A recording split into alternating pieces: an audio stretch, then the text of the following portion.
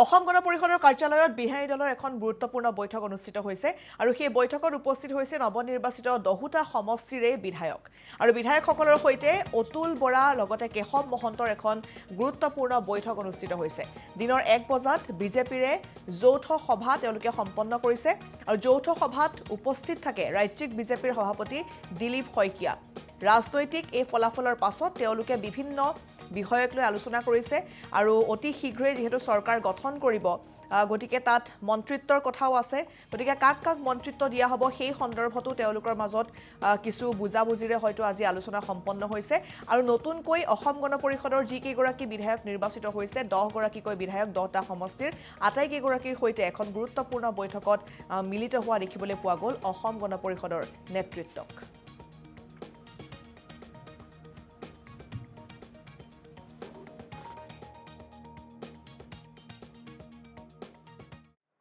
হয়, আমাৰ কাৰণে অত্যন্ত আজি গৌৰৱৰ দিন। গৌৰৱৰ মুহূৰ্তত 10 নং বিলাসীপাৰা বিধানসভা সমষ্টিৰ পৰা এইবেলি অসম গণ পৰিষদ আমাৰ ভাৰতীয় জনতা পাৰ্টি NDA মিত্ৰজোঁটৰ প্ৰাৰ্থী হিচাপে ৰাইজে আমাক যি ধৰণে মতদান প্ৰদান কৰি ৰাইজে আমাক ভোট প্ৰদান কৰি আজি বিধায়ক হিচাপে নিৰ্বাচিত কৰি আমাক পঠিয়াইছে। প্ৰথমতে মই 10 নং বিলাসীপাৰা সমষ্টিবাসী ৰাইজক বহুত ধন্যবাদ আৰু কৃতজ্ঞতা জ্ঞাপন কৰিছোঁ। লগতে আমাৰ ওপৰত মোৰ ওপৰত যে আস্থা আৰু ভৰসা ৰাখি আমাৰ অগপ দলে NDA মাননীয় আমাৰ নেতা মাননীয় মুখ্যমন্ত্ৰী ডক্টৰ হিমন্ত বিশ্ব শৰ্মা ডাঙৰীয়া, আমাৰ সন্মানীয় অগপ দলৰ সভাপতি অতুল বৰা ডাঙৰীয়া, কাৰ্যকৰী সভাপতি কেশৱ মহন্ত ডাঙৰীয়াকে ধৰি NDAৰ সমূহ নেতৃবৰ্গকো মই ধন্যবাদ জ্ঞাপন কৰিছোঁ। ডেফিনেটলি আজি প্ৰথম মোৰ বিধায়িনী দলৰ আজি প্ৰথম যিহেতুকে সভা মই অত্যন্ত আজি আনন্দিত হৈছোঁ আৰু আনন্দিত হোৱাৰ লগে লগে মোৰ যে এটা আৰু গধুৰ দায়িত্ব এটা বাঢ়িল, এটা সন্মুখত ডাঙৰ ৰাইজৰ হৈ কাম কৰাৰ এটা গধুৰ দায়িত্ব আজিৰ পৰা এটা গধুৰ দায়িত্ব মূৰত পৰিল বুলি বা ৰাইজৰ হৈ কাম কৰিম বুলি মই আজিৰ পৰাই আৰু অধিক মানে এক্টিভ হৈ থাকিব লাগিব আৰু অধিক দৃঢ় প্ৰতিজ্ঞ হৈ থাকিব লাগিব। এইখিনিয়ে ভাল লাগিছে। মই সকলোকে সাংবাদিক বন্ধুসকলকো মই বহুত ধন্যবাদ আৰু কৃতজ্ঞতা জ্ঞাপন কৰিছোঁ। অসম গণ পৰিষদৰ কাৰ্যালয়ত বিহাৰী দলৰ এখন গুৰুত্বপূৰ্ণ বৈঠক অনুষ্ঠিত হৈছে আৰু সেই বৈঠকত উপস্থিত হৈছে নৱনিৰ্বাচিত 10টা সমষ্টিৰে বিধায়ক আৰু বিধায়কসকলৰ সৈতে অতুল বৰা লগতে কেশৱ মহন্তৰ এখন গুৰুত্বপূৰ্ণ বৈঠক অনুষ্ঠিত হৈছে। দিনৰ 1 বজাত বিজেপিৰে যৌথ সভা তেওঁলোকে সম্পন্ন কৰিছে আৰু যৌথ সভাত উপস্থিত থাকে ৰাজ্যিক বিজেপিৰ সভাপতি দিলীপ শইকীয়া।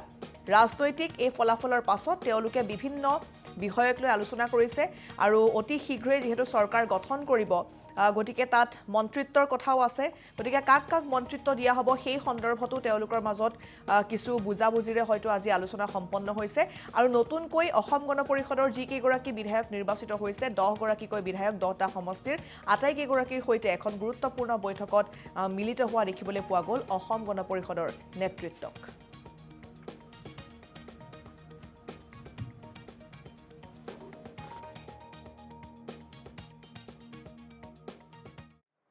হয়, আমাৰ কাৰণে অত্যন্ত আজি গৌৰৱৰ দিন।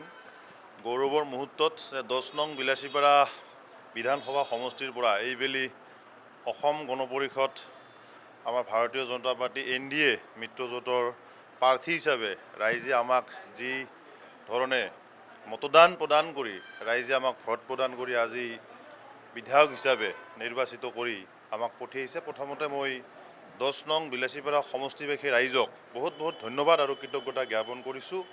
লগতে আমাৰ ওপৰত মোৰ ওপৰত যে আস্থা আৰু ভৰসা ৰাখি আমাৰ অগপ দলে NDA মাননীয় আমাৰ নেতা মাননীয় মুখ্যমন্ত্ৰী ডক্টৰ হিমন্ত বিশ্ব শৰ্মা ডাঙৰীয়া, আমাৰ সন্মানীয় অগপ দলৰ সভাপতি অতুল বৰা ডাঙৰীয়া, কাৰ্যকৰী সভাপতি কেশৱ মহন্ত ডাঙৰীয়াকে ধৰি NDAৰ সমূহ নেতৃবৰ্গকো মই ধন্যবাদ জ্ঞাপন কৰিছোঁ।